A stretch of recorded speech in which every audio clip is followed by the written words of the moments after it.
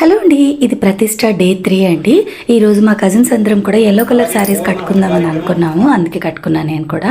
అయితే ఇక్కడ మిగతా మా బ్రదర్స్ అందరూ కొంతమంది ఫ్యామిలీ మెంబర్స్ హోమాలు చేయలేదని చెప్పాను కదా. డే 3 మార్నింగ్ చేశారు, ఇది లాస్ట్ అనమాట. ఇది అయ్యాక పూర్ణాహుతి కూడా అవుతుంది. సో మొత్తంగా అంతా ఈ రోజుతో కంప్లీట్ అయిపోతుంది అనమాట ప్రతిష్ట. సో అందరం మ్యాక్సిమం అక్కడే ఉన్నాము, ఉండి చక్కగా అంతా చూసామన్నమాట. మళ్ళీ ఎప్పుడు దొరుకుతుంది చెప్పండి ఇలాంటి అదృష్టం.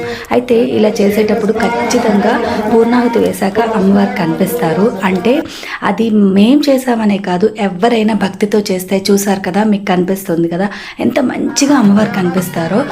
ఇక్కడ హోమాలు కంప్లీట్ అయిపోయిన తర్వాత అందరం కూడా కలసలు పట్టుకుని ఇంకా మొత్తం ఒకసారి యాగశాల చుట్టూ తిరిగి తర్వాత గుడి చుట్టూ కూడా ప్రదక్షిణ చేసి అమ్మని ఇంకా అమ్మ కళ్ళు అవి తీసి మొత్తంగా అమ్మవారిని అందరికీ చూపించడానికి రెడీ అవుతున్నారనమాట అమ్మవారి ప్రతిష్ట కోసం.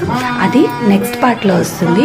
ఈ వీడియో అయితే ఇంతే అండి. వీడియో నచ్చితే లైక్ చేసి షేర్ చేసి మన ఛానల్ని సబ్స్క్రైబ్ చేసుకోండి.